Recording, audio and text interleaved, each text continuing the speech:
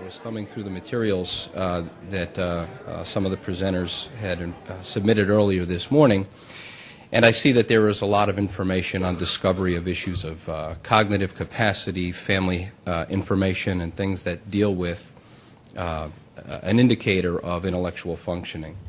And in fact, that's where I want to start, because much of what we do in the area of special needs trusts, in the area of managing money for individuals who themselves have disabilities or who have families with limitations, really is focused around that challenge. And I think it has implications for attorneys who are working in the litigation side, because I think at some point liability for counsel is going to catch up with some of these risks that still, I think, are off of your radar screen. And I'll explain to you in a little bit what I mean. When we talk about, and in my outline I talk about the difference between disability and capacity. Capacity, from my perspective, really refers to intellectual functioning, so the ability to make good decisions. And in my area of practice, what that means is, or what it suggests, is really two things. Depending on your cognitive capacity, that may inform me as to the need for a fiduciary manager, a trustee, or a guardian. If the individual cannot make decisions for themselves, are you obligated to, in some way, ensure that there is somebody making decisions for them as it relates to their money management? The second thing that intellectual capacity does is it tells me what the menu of services and programs these individuals might be participating in will be. We are still, for the most part, and I'm from New York, but those of you who are from Maryland and Delaware and New Jersey and other states, we are a Medicaid-driven service delivery system. Now, you're dealing in a program like this. I suspect that really what you're talking about primarily are children who have been injured in one way or another, but at some point they're going to age out of the school system and make their way into the world.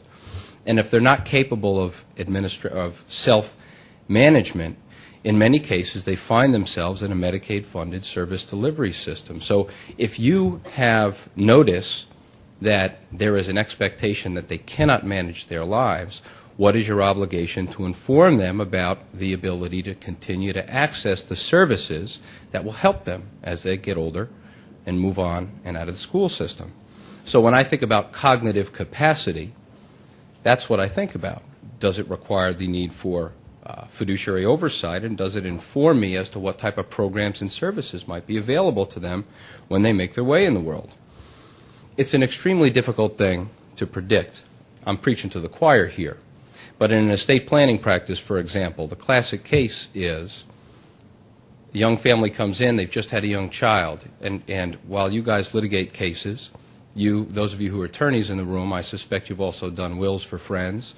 And a young family comes in and they've just had their first baby and they want you to do their wills. And what do? You do your simple sweetheart wills. When I die, all to my spouse. If my spouse predeceases, to my children in equal shares.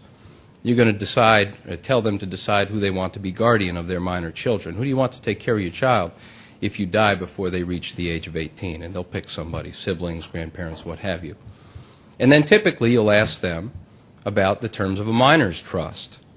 If they die while they're under the age of 18, do you want the money held for their benefit for the rest of their life, or do you want the money held for their benefit in a trust of some type until some age? At what point would you like your children, your infant, to take custody and control of one half of the entire value of your estate? It's a very difficult question for them to answer. We do minors' trusts because an infant can't hold money. If you're under the age of 18, you can't hold and manage money. So we have to set up some type of a custodial arrangement. We don't typically want it managed by a guardian because there are significant restrictions on the management of property by a guardian. But the point here is that you're asking young parents to predict who their young children will be when they reach the age of 18. My kids are 10 and 6, and I have no idea. A child who's getting straight A's in school could end up taken with the wrong crowd when they're a junior in high school, and by the time they're 21, they have no business managing money. And the child who's struggling with his grades could end up at the age of 21 with an ability to fix cars, and maybe they could use a $50,000 loan to start an automobile repair shop. What you need is discretion, because you don't know who your children are going to be.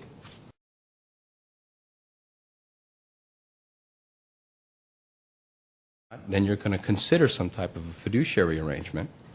And if not, you should consider making sure that that arrangement will allow them to take advantage of the services that will support them when they age out of the school system. And that suggests to me the need to at least consider the use of a supplemental needs trust. And that is why we create these instruments in the context of litigation recoveries.